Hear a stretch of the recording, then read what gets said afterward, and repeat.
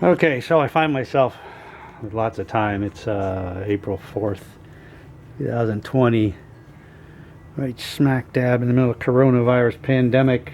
I'm off of work. This is like retirement practice. A little money and lots of time. In this case, very good. I have a gigantic mess in the garage here, which I am going through. It's taken a long time. Been working at it 2 weeks already. But just a quick little video here of I'm running some lights. There was no lights at the door here. There's a switch on the other side. But, just for the heck of it, just because. So I wanted to put a light switch on the door here. So I ended up, this is actually here, just wasn't hooked up to anything. So I ran just plain old Romex down to this switch. I took the, let's see if I can have a visual aid. Okay, visual aid. Here's a visual aid. Took a piece of Romex. D. Where are you? Sorry. Wasn't prepared for doing this correctly. Alright, so typical piece of Romex. I split the black and the white wires to the sides of the switch, grounded it to the switch, ran that up through the rafters over here. Since there's already an outlet over here, what I did was make me a little jumper that I can plug into there, because I'm too lazy at the moment to go down the inside and wire this right into the box and make another circuit.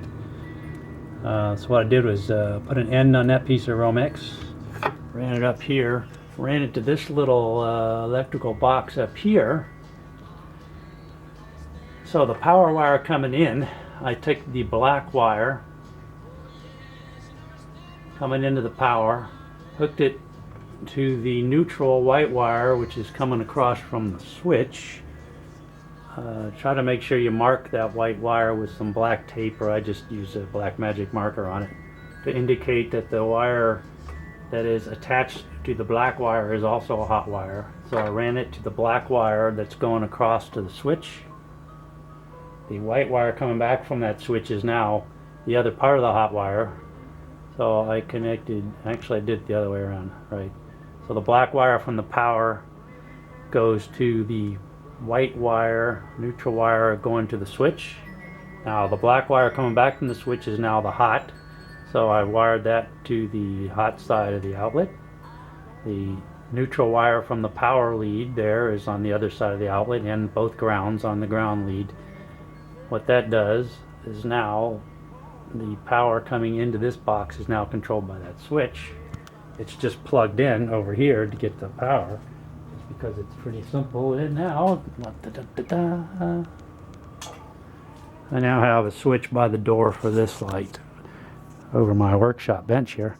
Also, that gives me that plug right there. So now I want to add another light up in here, which I'm going to do here shortly. Actually going to be this big old thing here.